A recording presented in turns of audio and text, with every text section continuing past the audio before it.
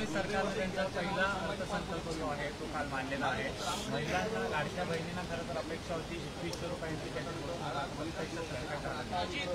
असं आहे की हा अर्थसंकल्प म्हणजे खऱ्या अर्थानं निवडणूक झाली आणि निवडणुकीनंतर जे सत्ताधारी पक्षाला प्रचंड असं पाशवी बहुमत मिळालं आणि आता बहुमत मिळालं त्यामुळे ज्या लोकांनी आपल्याला बहुमत दिलं त्यांचा फार काही विचार करण्याची आवश्यकता नाही।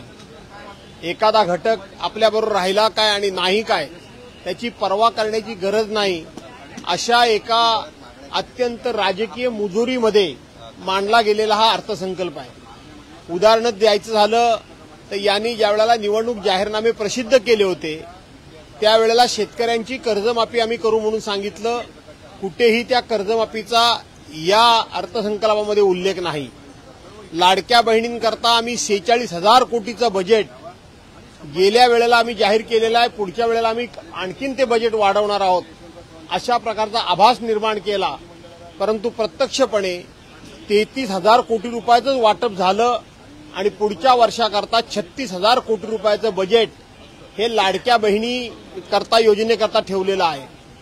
हे 36,000 रुपये सुद्धा खर्च होणार नाहीत। याचं कारण असं आहे की 2,53,00,000 या महिला आता लाभपात्र झालेल्या आहेत, परंतु जवळजवळ त्यातल्या 10 लाख महिलांना आता त्या ठिकाणी चौकशीच्या फेऱ्याखाली अडकवून कमी करण्याचं त्या ठिकाणी घाट सरकारनं घातलेला आहे। त्यामुळं ते 36,000 कोटी रुपये सुद्धा खर्च होणार नाहीत, तिथंही फसवणूक झालेली आहे। मुंबईमध्ये 64,000 कोटी रुपयाचा आम्ही विकास करतोय म्हणून सांगितलं आणि संपूर्ण बजेटमध्ये मुंबईकरता 1 रुपयाची सुद्धा तरतूद नाही। याचा अर्थ जुनी असलेलीच कामं आम्ही करतोय नवीन असं दाखवणं आणि त्याचबरोबर मुंबईचा जो 99,000 कोटी रुपयाची जी फिक्स्ड डिपॉझिट होती त्यातली आतापर्यंत 12 ते 17,000 कोटी रुपये काढून झाले। उर्वरित पैशांवर या लोकांचा डल्ला आहे, नजर आहे, हे यातून स्पष्ट होतं। त्यांनी सांगितलं की आम्ही राज्याच्या तिजोरीमध्ये या ठिकाणी खूप काही केलेलं नाही, परंतु 7,20,000 कोटी रुपयाचा अर्थसंकल्प दाखवलेला आहे आणि जवळजवळ 45,898 कोटी रुपये हा अर्थसंकल्प तुटीचा आहे। गेल्या 3 वर्षातली आकडेवारी बघितली तर तूट कमी होण्याच्या ऐवजी तूट वाढतेय। जीएसटीचे पैसे मोठ्या प्रमाणात येत आहेत, परंतु इकडे तूट वाढतेय। यांनी पैसे वाढवले, कोणाकोणावर वाढवले तर सामान्यातला सामान्य माणूस जो आहे, जो छोटी छोटी गाडी चालवतो, जो जेसीबी घेऊन व्यवसाय करतो, जो त्या ठिकाणी एक्सकेव्हेटर घेऊन व्यवसाय करतो, जो अशा पद्धतीचा हायड्रा वगैरे घेऊन व्यवसाय करतो, त्याच्यावर यांनी टॅक्स वाढवला। यांनी मागच्या वेळेला काय सांगितलं, डिझेल पेट्रोलवरचं आम्ही व्हॅट कमी केलेला आहे आणि या वेळेला बघितलं असाल की तुम्ही 5 ते 7% जो कर होता तो यांनी आता 3-3 टक्क्यांनी वाढवलेला आहे, 2-2 टक्क्यांनी वाढवलेला आहे। त्यामुळं सर्वसामान्य माणसाला या ठिकाणी आर्थिक खाईमध्ये लोटवण्याचं काम या अर्थसंकल्पातून झालंय आणि दुसऱ्या बाजूला अदानी सारख्या माणसाला राज्याची तिजोरी खाली करून द्यायचं काम सुरू आहे।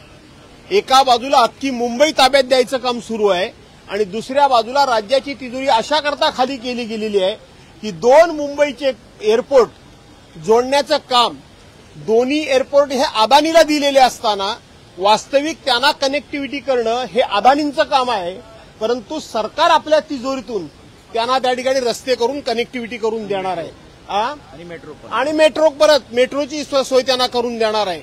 आणि म्हणून हा अर्थसंकल्प शिवभोजन थाळी बंद करणारा हा अर्थसंकल्प दिसतोय। सर्वसामान्य माणसाच्या तोंडचा घास काढून घेणारा हा अर्थसंकल्प दिसतोय।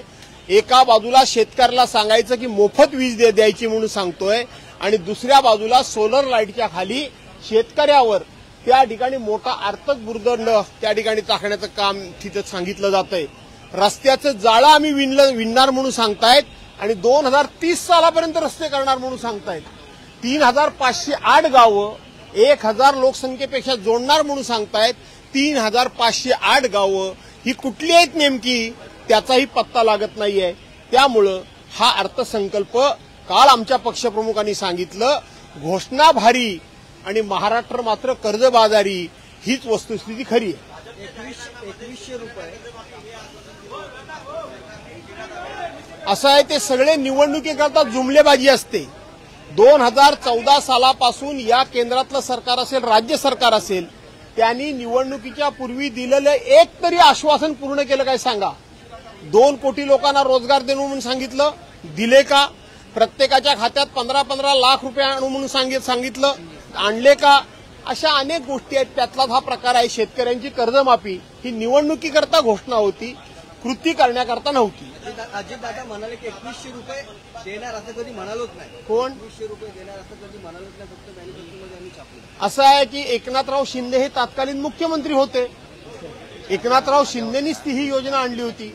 मग त्यांची घोषणा तुम्हाला मान्य नाही का? नसेल तर त्यावेळेला 3-3 फोटो लागत होते की एका बाजूला एकनाथराव शिंदेची लाडकी, मला लाडकी बहीण, माझ्या लाडकी बहिणी, मला लाडका भाऊ म्हणा.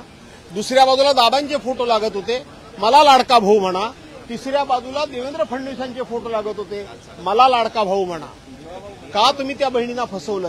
आणि म्हणून 2100 रुपये कालही मी देवेंद्र फडणवीसांचं मी वक्तव्य बघितलं. ते नाही म्हणत नाहीत, फक्त कधी देणार ते सांगत नाहीत. त्यामुळे ते आधी कधीच बोललो नाही हे म्हणतात, हे खरं नाही.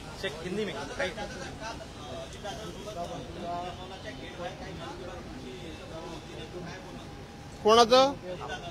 आता मन की बात तुमच्या मनात असेल ती नव्हती, एवढं नक्की. सर एकनाथ शिंदे जेव्हा मुख्यमंत्री होते तेव्हा त्यांनी अनेक योजना आणल्या होत्या, जसं की आनंद वाशिला असेल, अजून 2-3 योजना होत्या. त्या योजनांना कालच्या अर्थसंकल्पात कोणताही निधी दिला गेला नाहीये. काय वाटतं, त्या योजना कुठे आता बंद होण्याच्या मार्गावरती आहेत का, असं आता बोललं? असं आहे की उद्धव साहेबांनी काही मुंबईचा पर्यावरण प्रदूषणाचा विचार करून, लोकभावनेचा विचार करून काही योजनेला त्यांनी त्या काळामध्ये स्थगिती दिली होती. उदाहरणार्थ आरेची कारशेड, उदाहरणार्थ कांजूरमार्गचा त्या ठिकाणी भूखंड जो आता अदानीला दिलेला आहे. आणि म्हणून त्यांची टिंगलटवाली केली जात होती की स्थगिती सरकार. आता तुम्ही बघितलं 3 महिन्यापूर्वी यांच्या सरकारनं आणलेल्या सगळ्या योजना याच सरकारनं स्थगिती दिलेली आहे. एसटी महामंडळाच्या खरेदीकरता यांनी स्थगिती दिलेली आहे.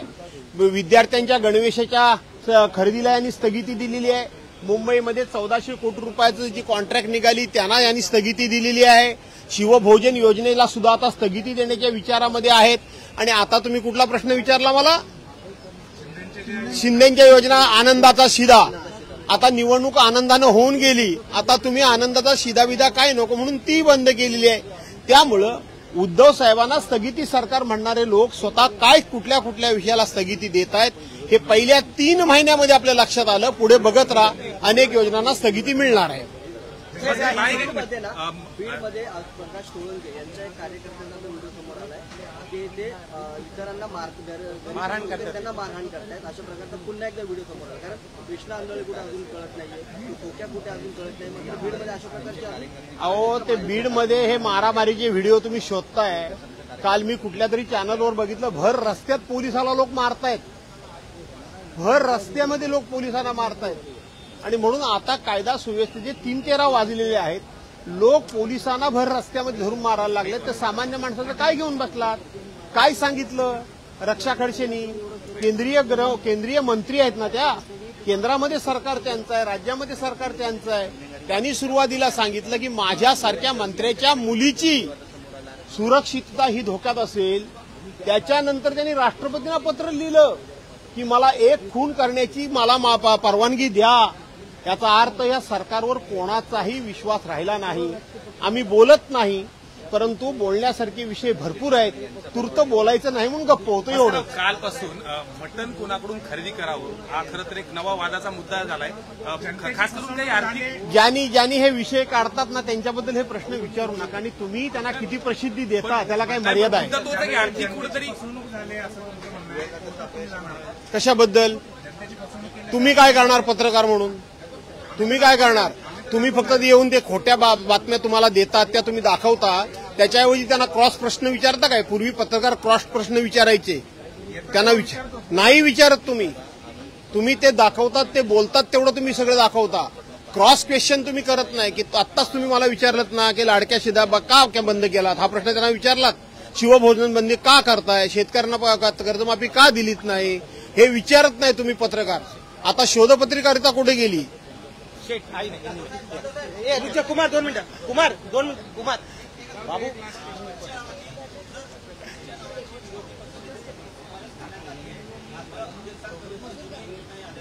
असं आहे की माझ्या नावाची महाविकास आघाडीतर्फे मी आज प्रथमच बोलतोय, मी अजून त्या विषयावर बोललो नाही.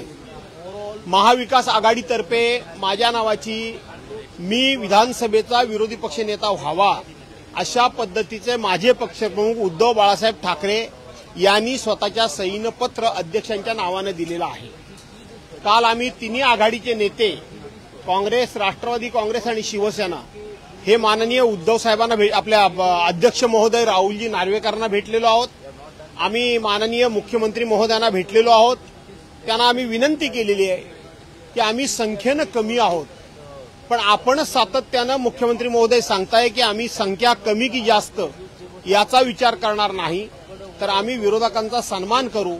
विरोधकांचा सन्मान म्हणजे लोकशाहीचा सन्मान आम्ही मानतो आणि म्हणून आम्ही संख्येनं जरी कमी असलो तरी सुद्धा महाराष्ट्राच्या विधिमंडळाला, महाराष्ट्राच्या विधानसभेला विरोधी पक्षनेता ते देतील अशा पद्धतीचं मला त्यांच्या एकंदरीत चर्चेवरून दिसतं. राहता राहिला प्रश्न तांत्रिक, त्या तांत्रिक बाबी सगळ्याच आम्ही दूर केलेल्या आहेत. परंतु त्याचबरोबर काही तांत्रिक बाबी जरी असल्या तरी सुद्धा काही आदर्श हे आपण निर्माण करायचे असतात. जसे 85 ते 90 सदस्य संख्या कमी असताना सुद्धा विरोधी पक्षनेता दिला गेला.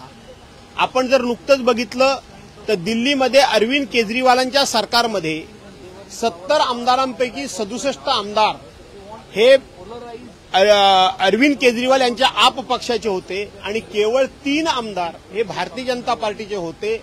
परंतु तिथं त्यांनी सदस्य संख्येचा विचार न करता तिथं देखील विरोधी पक्षनेतेपद दिलेलं आहे.